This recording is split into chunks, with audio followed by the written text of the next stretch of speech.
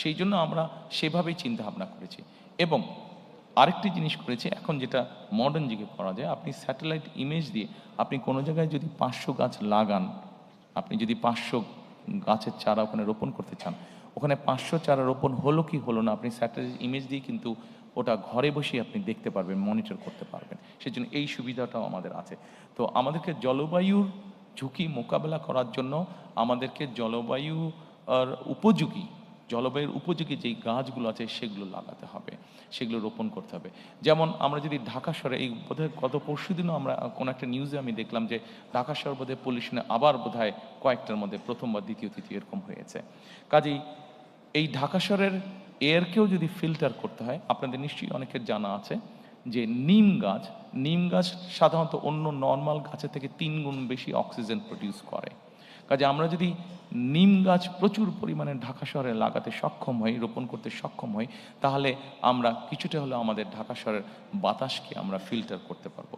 অবশ্যই এর বাইরে আমাদেরকে অনেকগুলো স্টেপ গ্রহণ করতে হবে, যেমন ডিজেল ইঞ্জিনের ব্যবহার কমিয়ে আনতে হবে, ফসিল ফুয়েল যেগুলোতে ব্যবহার হয় সেগুলো আমাদেরকে কমিয়ে আনতে হবে, আমাদেরকে ইলেকট্রিক ভেহিকলকে মোর এনকারেজ করতে হবে। সম্মানিত উপস্থিতিবৃন্দ, আমাদের কৃষিতে একটি বিরাট বড় সমস্যা আছে, সেটি হচ্ছে কৃষক এবং বাজারের সরাসরি যে সংযোগটা, এটা বিভিন্ন কারণে আমাদের পক্ষে হয়তো গড়ে তোলা সম্ভব হয়নি। আমাদের পরিকল্পনা আছে যে কিভাবে কৃষক এবং বাজারকে আমরা সরাসরি সম্পৃক্ত করতে পারি, অর্থাৎ মিডলম্যানের যে প্রকৃতি আছে সেটাকে কিভাবে কমিয়ে আনা যায় এবং একই সাথে ট্রান্সপোর্টেশন কস্ট কিভাবে কমিয়ে আনা যায়, এই বিষয়টি আমাদের পরিকল্পনার মধ্যে আছে। সো দ্যাট তাহলে কৃষিজাত উৎপন্ন যে দ্রব্যগুলো সেগুলোর দামটা আমরা কমিয়ে আনতে পারবো। সেটাকে দাম যদি আমরা কমিয়ে আনতে পারি, তা আমরা মানুষের কাছে কম মূল্যে আমরা পৌঁছে দিতে সক্ষম হব। আমাদের আরেকটি বড় পরিকল্পনা আছে বা বড় সমস্যা আছে, সেই জন্যই আমরা পরিকল্পনা গ্রহণ করেছি। সেটি হচ্ছে আমাদের দেশের বিভিন্ন জায়গায় বিভিন্ন ফলাদি শাক সবজি এগুলো উৎপাদিত হচ্ছে, কিন্তু আমাদের কৃষকরা কোনো শাক সবজি ফলাদি হয়তো 7 দিন 15 দিন বা 1 মাসের জন্য এটাকে রেফ্রিজারেট করতে হবে, কিন্তু সেই রেফ্রিজারেট করার সিস্টেমটা আমাদের এখানে নেই, এবং যেটাকে হিমাগার বা কোল্ড স্টোরেজ বলে। আমরা এর মধ্যে কাজ করেছি যে কোথায় কোথায় আমাদের কি কি উৎপাদিত হয়, কোথায় কোথায় কিভাবে, যেমন আমাদের চাঁপাই নবাবগঞ্জে বা রাজশাহীতে প্রচুর পরিমাণে আম হয়, আমটাকে কিভাবে প্রিজার্ভ করা সম্ভব হতে পারে সেইভাবে আমরা সেখানে হিমাগারটা তো করে তুলব। যেখানে আমাদের টমেটো হচ্ছে, সেই সিলেট অঞ্চল ধরে যে বিভিন্ন জায়গায় আমাদের টমেটো হচ্ছে, এই টমেটোগুলো আমরা একসময় দেখি যে কৃষকরা ফেলে দেয় বা গরু ছাগল খায়, কারণ সে প্রপার দাম পাচ্ছে না, কারণ একটা সার্টেন টাইমের পরে সে যে ওটাকে রেফ্রিজারেট করবে সেই অবস্থাটা নেই। কাজে এই সবগুলো জিনিসকে আমরা মার্ক করেছি এবং ধীরে ধীরে আমরা এই হিমাগার সিস্টেম বা রেফ্রিজারেট সিস্টেমটাকে আমরা গড়ে তুলতে চাই। সম্মানিত উপস্থিতিবৃন্দ, এরপরে আমি আপনাদেরকে অনুরোধ করব কর্মসংস্থান ও যুব উন্নয়নটি দেখার জন্য। কর্মসংস্থান এবং যুব উন্নয়ন, আমাদের প্রায় 27 লক্ষ বেকার আছে, এর মধ্যে 9 লক্ষ হচ্ছে আমাদের শিক্ষিত বেকার। প্রতি বছর বেকারের সংখ্যা বাড়ছে বই, কমছে না। আমরা যদি আমাদের ডেমোগ্রাফিটা দেখি, পপুলেশন ডেমোগ্রাফিটা দেখি যে 15-20 বছর থেকে আমাদের 60-62 বছর পর্যন্ত, তাহলে এটির সুবিধা আমরা পাবো 2040 সাল পর্যন্ত। অর্থাৎ আমাদের যারা এখন ইয়াং জেনারেশন আছে, এদেরকে যদি আমরা আগামী 40 সালের ভিতরে কর্মসংস্থানের ব্যবস্থা করতে না পারি, তাহলে আমরা আমাদের অর্থনীতির যে গতি আছে এটিকে আমরা তৈরি করতে পারবো না। অর্থনৈতিক যে সমৃদ্ধি আছে সেই সমৃদ্ধিটাকে আমরা কাজে লাগাতে পারবো না। সেজন্য আমাদেরকে যে কোনোভাবেই হোক আমাদেরকে সিদ্ধান্ত বা পরিকল্পনা গ্রহণ করতে হবে কিভাবে আমরা এত বিপুল সংখ্যক, অর্থাৎ 15-20 বছর থেকে 60-62 বছর পর্যন্ত, যে অর্থাৎ 2040 সালের মধ্যে আমরা আমাদের যুব বলতে যেই শ্রেণীটা আছে, তরুণ বলতে যেই শ্রেণীটা আছে, তাদের কর্মসংস্থানের ব্যবস্থা করতে পারি। আমরা এখানে অনেকগুলো বিষয় চিন্তা করেছি, তার মধ্যে 2-3টি বিষয় আমি আপনাদের সাথে আলোচনা করব। যেমন বিদেশি ভাষা, আমাদের দেশ থেকে প্রচুর মানুষ বাইরে যায়, আমরা যদি এই মানুষগুলোকে যারা বাইরে যায় এদেরকে যদি আমরা ল্যাঙ্গুয়েজ কোর্স দিতে পারি, তাহলে এটি কিন্তু তার জন্য একটা বেনিফিট হবে, এবং ল্যাঙ্গুয়েজ কোর্সের কারণেই কিন্তু সে অনেক জায়গায়, দেশের বাইরে অনেক জায়গায় অনেক ইজিলি সে তার কর্মসংস্থানের ব্যবস্থা করতে পারবে। একই সাথে আমরা তাদের দক্ষতা অর্জনের জন্য দেশের বিভিন্ন জায়গায় এরিয়া বেসিসে আমরা বিভিন্ন ট্রেনিং ইনস্টিটিউট আমরা তৈরি করতে চাই, বিভিন্ন ট্রেনিং ইনস্টিটিউট তৈরি করতে চাই। আমাদের এর ভিতরে আমরা যেটা কাজ করেছি সেটা হচ্ছে যে আমরা বিভিন্নভাবে চেক করেছি যে আগামী 10 বছর পর্যন্ত পৃথিবীর কোন কোন দেশে কি কি ধরনের মানুষ যেতে পারে, কি কি ধরনের মানুষ যাওয়ার কাজের স্কোপ আছে, সেটির ভিত্তিতে আমরা আমাদের ট্রেনিং ইনস্টিটিউটগুলোকে ঢেলে সাজানোর পরিকল্পনা করেছি। এর বাইরে আমাদের যেটা লক্ষ্য আছে সেটা এসএমই ঋণ প্রদান, অর্থাৎ এসএমই ছোট বা মিডিয়াম যে ইন্ডাস্ট্রিগুলো হবে সেখানে সহজ শর্তে ঋণ প্রদান করতে চাইছি আমরা যারা অনলাইনে শপিং করে অ্যামাজন এবং আলিবাবা এই ধরনের প্রতিষ্ঠানের সাথে আপনাদের অনেকেরই পরিচয় আছে। এইখানে যেই দ্রব্যগুলো পাওয়া যায়, প্রোডাক্টগুলো পাওয়া যায়, এগুলো যে খুব রকেট সায়েন্স টাইপের প্রোডাক্ট তা না, এগুলা বরং এই প্রোডাক্টগুলো খুব সহজেই কিন্তু তৈরি করা সম্ভব হয়। আমরা যেটা করতে চাইছি, আমরা আমাদের এসএমই এন্টারপ্রেনার যারা থাকবে তাদেরকে আমরা এনকারেজ করতে চাইছি যে তারা এই ধরনের ছোট ছোট ছোট ছোট সেট আপগুলো তারা করুক, এবং আমরা সরকার থেকে তাদেরকে বিভিন্ন রকম সহযোগিতা করবো। অ্যাট দ্য সেম টাইম আমরা অ্যামাজন এবং আলিবাবা এই ধরনের প্রতিষ্ঠানের সাথে প্রাইমারি কথা বলেছি যে তারা তাদের প্রকিউরমেন্টটা বাংলাদেশ থেকে করুক। যখন তারা বাংলাদেশ থেকে তাদের প্রকিউরমেন্টটা করা শুরু করবে, খুব স্বাভাবিকভাবেই আমাদের এই মিল ফ্যাক্টরিগুলো চলবে, এবং এই মিল ফ্যাক্টরিগুলো চলা মানে কর্মসংস্থানের ব্যবস্থা হওয়া। সম্মানিত উপস্থিতিবৃন্দ, আমাদের আগামী দিনের লক্ষ্য হচ্ছে আমরা যেই পরিকল্পনায় গ্রহণ করি না কেন, প্রত্যেকটি পরিকল্পনা অন্যতম প্রাইমারি লক্ষ্য হচ্ছে আমাদের কর্মসংস্থান তৈরি করা, যত বেশি সংখ্যক কর্মসংস্থান তৈরি করা।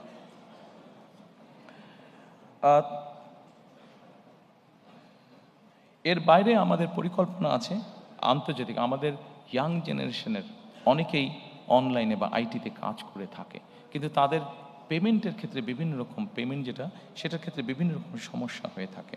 আমরা সেই জন্য আন্তর্জাতিক পেমেন্ট যে সুবিধা আছে, পেপাল সহ এই ধরনের সুবিধাগুলো আছে, এগুলোকে আমরা ইনভাইট করছি, এগুলোকে আমরা দেশে নিয়ে আসতে চাইছি।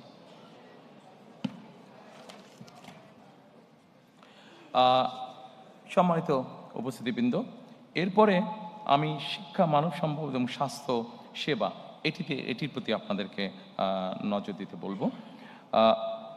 আমাদের শিক্ষা খাতে জিডিপির 5% আমরা বরাদ্দ করতে চাইছি, অবশ্যই একবারে না, সেটা পর্যায়ক্রমিকভাবে করতে চাইছি। আমরা ফ্রি ওয়াইফাই বিভিন্ন ইম্পর্টেন্ট জায়গাগুলোতে ফ্রি ওয়াইফাই আমরা ইন্ট্রোডিউস করতে চাইছি। আপনারা বলতে পারেন যে ফ্রি ওয়াইফাই এত সহজ নাকি দেওয়া? এটার জিনিসটা এমন হবে, কেউ যদি কোথাও ফ্রি ওয়াইফাইটা ব্যবহার করতে চায়, সে লগ ইন করার পরে তাকে ছোট একটি অ্যাড দেখতে হবে। অ্যাডটি ভালো লাগুক বা না লাগুক, অ্যাডটি তাকে দেখতে হবে। এই জন্য অ্যাডটি দেখতে হবে যে অ্যাডের মাধ্যমে ওখানকার যে খরচটা, সেই খরচটা উঠে আসবে, এবং তারপরে সে হয়তো 1 ঘন্টা বা 1.5 ঘন্টা সেই ফ্রি ওয়াইফাইটি ব্যবহার করতে পারবে। এর বাইরে আমরা ওয়ান টিচার ওয়ান ট্যাব, আমাদের প্রথমে প্রাইমারি স্কুল এবং তারপরে সেকেন্ডারি স্কুলে যত টিচার আছেন তাদেরকে আমরা পর্যায়ক্রমিকভাবে একটি ট্যাবের আন্ডারে নিয়ে আসতে চাইছি, যার মাধ্যমে তারা যেমন শিক্ষা দিতে পারবেন, একইভাবে তাদেরকে কোনো ট্রেনিং ইনস্ট্রাকশন দিতে হলে সেই ট্যাবের মাধ্যমে তাদেরকে আমরা সেন্ট্রালি সেই কাজটি আমরা করতে পারবো।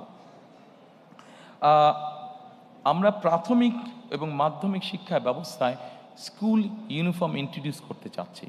অবশ্যই এটা আমরা সরকারের পক্ষ থেকে এই ইউনিফর্মটি দিতে চাচ্ছি। এই ইউনিফর্মটি দেওয়ার একটা অন্যতম কারণ হচ্ছে, স্বাভাবিকভাবে সবাই যখন একই ইউনিফর্ম পরবে তখন বাচ্চাদের মধ্যে একটা ডিসিপ্লিন আসে, একটা ইউনিটি আসে, সেই মানসিকতাটা আমরা গড়ে তুলতে চাইছি। এরপরে আমি আপনাদেরকে দৃষ্টি আকর্ষণ করতে চাইছি যে স্বাস্থ্য সেবাতে আমি চেষ্টা করছি একটু দ্রুত যেতে, অনেকক্ষণ সময় আছে, অনেকের ধৈর্য চ্যুতি হচ্ছে। আমি এরপরে স্বাস্থ্যতে আসতে চাচ্ছি। সম্মানিত উপস্থিতিবৃন্দ, স্বাস্থ্যতে আমরা যেটা মনে করি, দেখুন বাংলাদেশ 20 কোটি মানুষ, আমরা হয়তো অনেক কিছু বলতে পারি, কিন্তু 20 কোটি মানুষকে স্বাস্থ্যসেবা দেওয়া কোয়াইট কস্টলি ম্যাটার।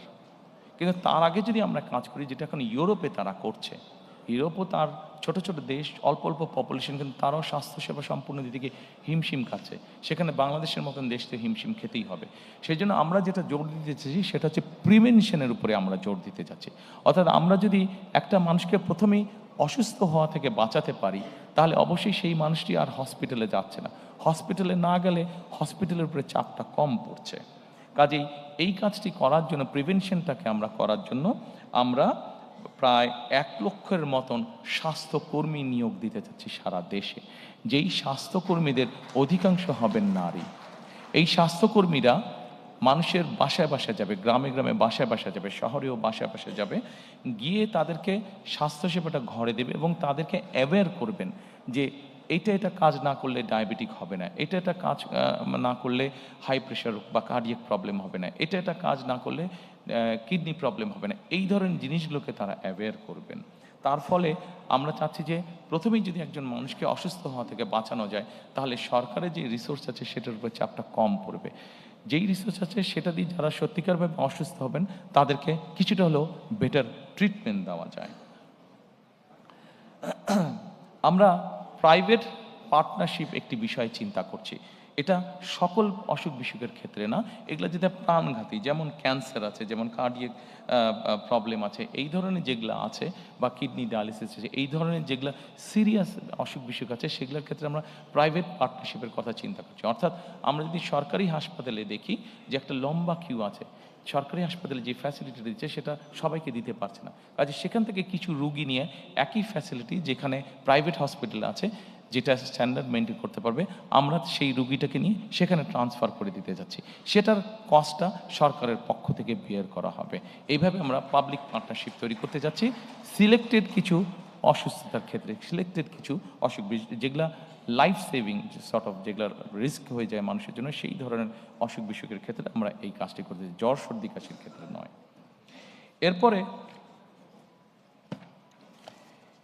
এরপরে আমি আপনাদেরকে অনুরোধ করব প্রতিরক্ষা পররাষ্ট্রনীতিতে। সম্মানিত উপস্থিতিবৃন্দ, অবশ্যই সশস্ত্র বাহিনীকে আমরা সকল বিতর্ক এবং রাজনীতিকরণের বাইরে রাখতে চাই। আমরা যদি সত্যিকারভাবে আমাদের একটি শক্তিশালী সশস্ত্র বাহিনী গড়ে তুলতে চাই, তাহলে অবশ্যই আমাদেরকে পেশাদারিত্ব বা প্রফেশনালিজমের উপরে জোর দিতে হবে এবং অবশ্যই তাদেরকে সকল রাজনীতিকরণের বাইরে আমাদেরকে রাখতে হবে।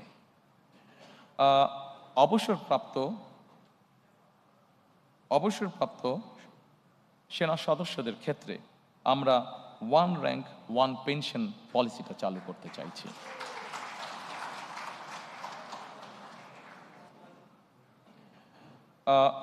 সম্মানিত উপস্থিতিবৃন্দ,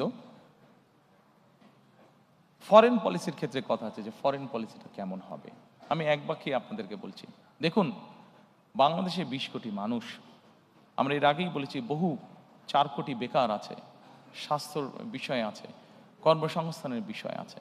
আমাদের ফরেন পলিসিটা খুব সংক্ষেপে যদি বলি সেটাই হবে, অর্থাৎ আমার দেশের স্বার্থ, আমার দেশের মানুষের স্বার্থ রক্ষা করে যাদের বন্ধুত্ব সহযোগিতা পেলে আমরা আমাদের দেশে নতুন ব্যবসা বাণিজ্য প্রতিষ্ঠিত করতে পারবো, আমার দেশের মানুষের কর্মসংস্থানের ব্যবস্থা করতে পারবো, আমাদের দেশের অর্থনৈতিক অবস্থা শক্তিশালী হবে।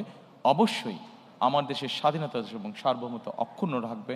এইটার ভিত্তিতেই আমরা আমাদের পররাষ্ট্রনীতি পরিচালিত করব। অর্থাৎ আমার দেশের মানুষের সমস্যার সমাধান করে আমার দেশের স্বাধীনতা এবং সার্বভৌমত্ব অক্ষুণ্ণ রেখেই আমাদের সাথে যাদের বন্ধুত্ব করা সম্ভব, অবশ্যই আমরা তাদের সাথে বন্ধুত্ব করব।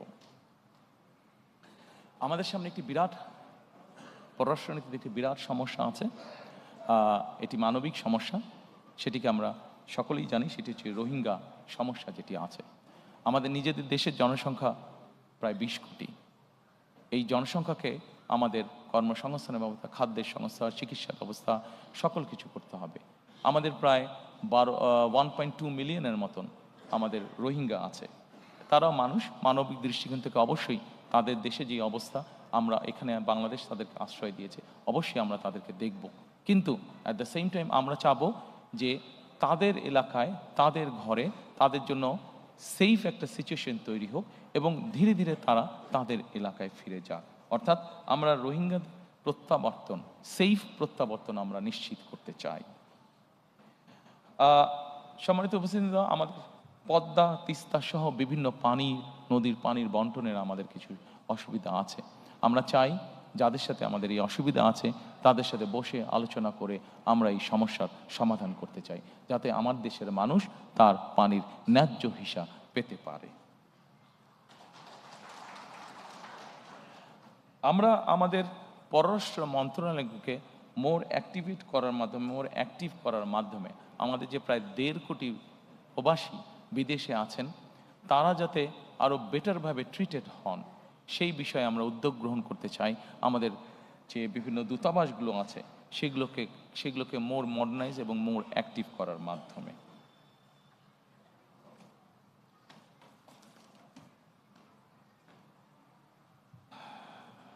সম্মানিত উপস্থিতিবৃন্দ, এরপরে একটি অত্যন্ত গুরুত্বপূর্ণ বিষয় আছে, সেটির প্রতি আপনাদেরকে আমি অনুরোধ করব নজর দেওয়ার জন্য। শ্রমিক এবং প্রবাসী কল্যাণ। আমাদের দেশে একটি সমস্যা আছে। আমাদের দেশের নারী, পুরুষ এবং প্রতিবন্ধী যারা, তাদের ক্ষেত্রে একটি বেতনের ব্যাপারে একটি বৈষম্যমূলক আচরণ হয়ে থাকে অনেক জায়গায়, অনেক ক্ষেত্রে।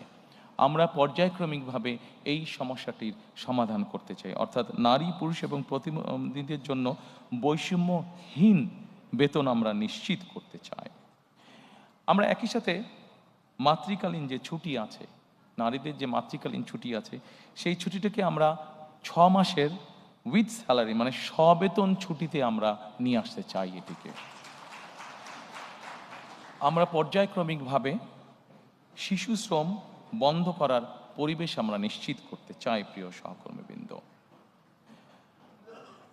আমাদের যে 1.5 কোটি প্রবাসী আছেন, এই প্রবাসীদের জন্য আমরা একটি প্রবাসী কার্ড ইন্ট্রোডিউস করতে চাই।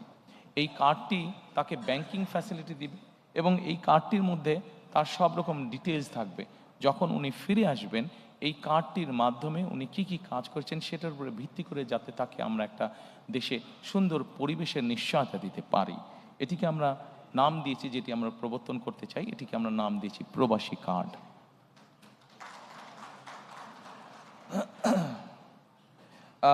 এর বাইরে আমরা প্রবাসীদের জন্য রেমিটেন্স প্রণোদনা দিতে চাই। বৈধ উপায়, রাষ্ট্রের যে উপায় আছে, সেই উপায় যখন ওনারা টাকা পাঠাবেন সেইটার উপরে আমরা তাদেরকে একটি প্রণোদনা দিতে চাই। একটি সার্টেন অ্যামাউন্টের বেশি হলে অবশ্যই তাদেরকে আমরা সেই প্রণোদনাটা দিতে চাই, যাতে করে তারা দেশে যখন ফিরে আসবেন সেই প্রণোদনার পয়সাটা দিয়েও যাতে তারা তাদের কোনো একটি কাজে ব্যবহার করতে পারেন। সম্মানিত উপস্থিতিবৃন্দ, এরপরে আমি আপনাদেরকে আমাদের এইটার বৈষম্যহীন আর্থসামাজিক উন্নয়নের টেকসই রাষ্ট্রীয় সক্ষমতার লাস্ট যেই আমাদের প্যারাটা আছে, সেখানে আমি আপনাদের দৃষ্টি আকর্ষণ করছি। এখানে আছে আমাদের সবুজ বিপ্লব। এই সবুজ বিপ্লবের মধ্যে আমি আগেই বলেছি 5 বছরে আমরা 25 কোটি বৃক্ষ করতে চাই, বৃক্ষরোপণ আমরা করতে চাই। একই সাথে 5 বছর 25 কোটি বৃক্ষরোপণ করতে, একই সাথে আমরা 2030 সালের মধ্যে শতকরা 20% বিদ্যুৎ আমরা নবায়নযোগ্য, অর্থাৎ সোলার বলতে যেটা হয়, সোলার পাওয়ার থেকে আমরা উৎপাদন করতে চাই। একটি গুরুত্বপূর্ণ কাজ আছে যেখান থেকে আমরা একটি বৈদেশিক মুদ্রা অর্জন করতে পারি। আমরা যেই সবুজ বিপ্লবের কথা বলেছি, 5 বছরে 25 কোটি গাছের যেই কথা আমরা বলেছি, এইটির মাধ্যমে আমরা সবুজ অর্থনীতি অর্থাৎ কার্বন ট্রেডিং মার্কেট আমরা গঠন করতে চাই।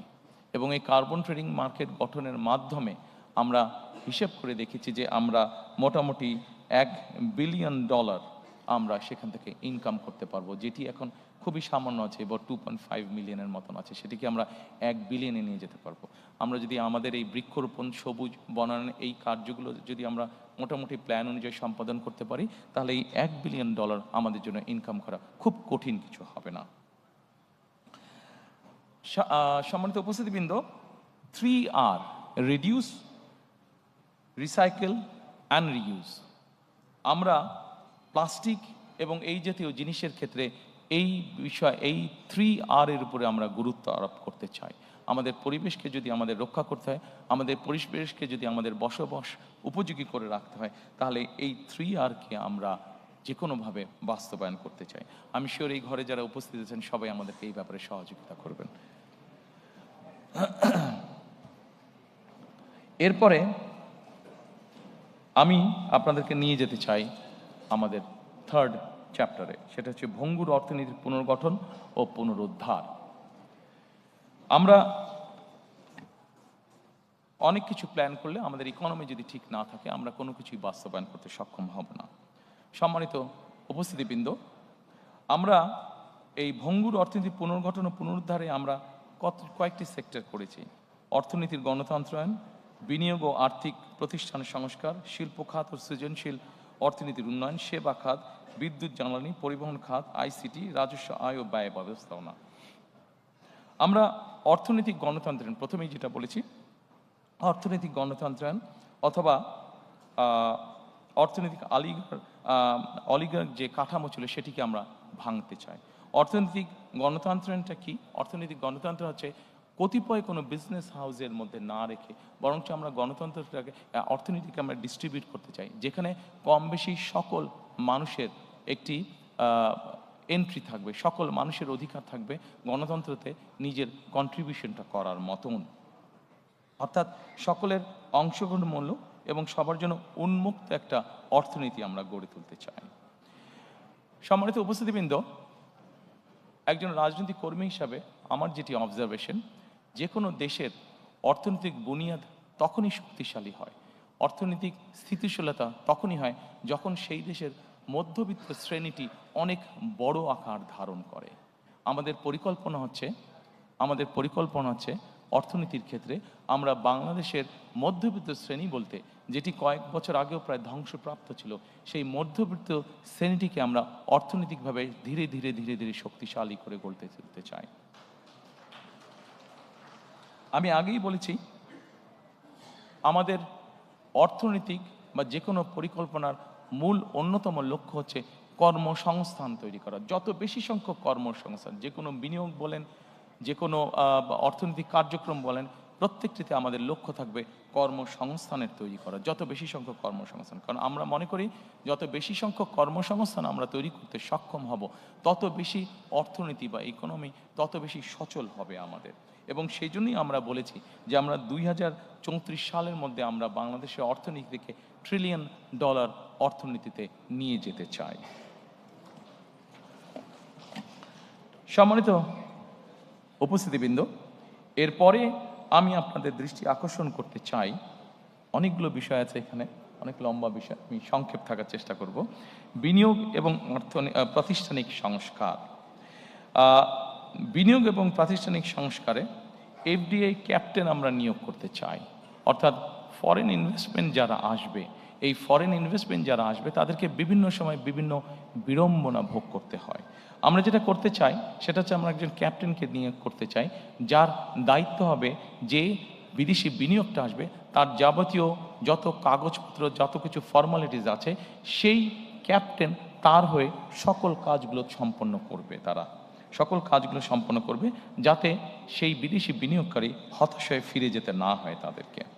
আমরা একটি পলিসি গ্রহণ করতে চাই অর্থনীতির ক্ষেত্রে।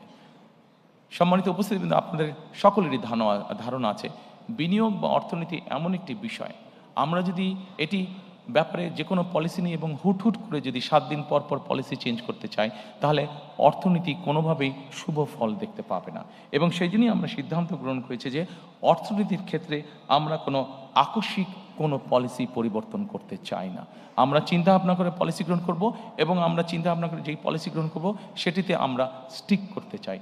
হুট করে আমরা কোনো পলিসির পরিবর্তন করতে চাই না, যা আমরা অতীতে দেখেছি, যাতে করে আমাদের বিনিয়োগ, আমাদের ব্যবসায়ীরা ক্ষতিগ্রস্ত না হন। আমরা লাইসেন্সিং প্রক্রিয়াকে সহজকরণ করে ফেলতে চাই। লাইসেন্সিং প্রক্রিয়া সহজকরণ করলে আমাদের ব্যবসায়ীরা উৎসাহিত হবেন, বিদেশি বিনিয়োগকারীরা উৎসাহিত হবেন। অনেক সময় আমরা দেখেছি লাইসেন্সিং প্রক্রিয়া বর্তমানে অনেক কঠিন, জটিল থাকার কারণে অনেক বিনিয়োগকারী, সেটি দেশি হোক বিদেশি হোক, তারা হতাশ হয়ে অনেক ক্ষেত্রেই ফিরে যান। সেটিকে আমরা ইজি করে আনতে চাই। সম্মানিত উপস্থিতিবৃন্দ, এই মুহূর্তে যদি আমরা চিন্তা করি আমাদের সবচেয়ে বড় রেমিটেন্সের উপায় কোনটা? আমাদের সবচেয়ে বড় রেমিটেন্সের উপায় হচ্ছে গার্মেন্টস। কিন্তু একটি জাতি বা একটি দেশ যুগের পর যুগ একটি সেক্টরের উপরে কোনোভাবেই ডিপেন্ডেন্ট থাকতে পারে না। এবং সেই জন্যই আমরা মনে করি যে আমাদেরকে আরও সেক্টর বের করতে হবে এবং যেই সেক্টরগুলো রফতানিমূলক, সেক্টর হিসেবে বিবেচিত হবে। আমরা ফার্মাসিউটিক্যালের কথা চিন্তা করতে পারি, আমরা লেদার শিল্পের কথা আমরা চিন্তা করতে পারি, আমরা আইটির কথা আমরা চিন্তা করতে পারি, আমরা টয় ইন্ডাস্ট্রির কথা চিন্তা করতে পারি, আমরা ইলেকট্রনিক ইন্ডাস্ট্রির কথা চিন্তা করতে পারি। এরকম অনেকগুলো রফতানিমুখী শিল্প আমরা চিন্তা করতে পারি। এবং এই রফতানিমুখী শিল্প আমরা কতগুলো শিল্পকে আমরা প্রায়োরিটাইজ করে নেব যে আগামী 5 বছর বা 10 বছর এই সেক্টরগুলোকে আমরা প্রায়োরিটাইজ করে নিব, এবং যেই সেক্টরগুলোকে আমরা প্রায়োরিটাইজ করব সেগুলোকে আমরা প্রণোদনা দিতে চাই, ইনসেন্টিভ দিতে চাই। এটা এমনও হতে পারে তাদেরকে আমরা বন্ডের ফ্যাসিলিটি দিব, বন্ডের ভ্যারাস ফ্যাসিলিটি দিব, বা যেই সকল প্রণোদনা দিলে সেই সেক্টরগুলো আস্তে আস্তে গ্রো করবে সেই জিনিসগুলো আমরা তাদেরকে করে দিতে চাই। সম্মানিত উপস্থিতিবৃন্দ, অর্থনীতিকে তার নিজের গতিতে চলতে দিতে হবে। সব কিছু যেরকম চলার একটি ধর্ম আছে, অর্থনীতিকেও নিজের গতিতে চলতে দিতে হবে। আমরা বিগত দিনে দেখেছি যে ব্যাংকিং খাতে রাজনৈতিক হস্তক্ষেপ হয়েছে। আমরা দৃঢ়ভাবে বিশ্বাস করি যে ব্যাংকিং খাতকে যে কোনোভাবে হোক রাজনৈতিক হস্তক্ষেপের মুক্ত করে দিতে হবে এবং এটাকে প্রফেশনালি আমাদেরকে চালাতে হবে। কারণ আমরা যদি ব্যাংকিং খাতকে রাজনৈতিকভাবে হস্তক্ষেপ করি তাহলে এটির অশুভ প্রভাব অর্থনীতির উপরে পড়বে, যেটি আমাদের কারো জন্য কাঙ্ক্ষিত নয়।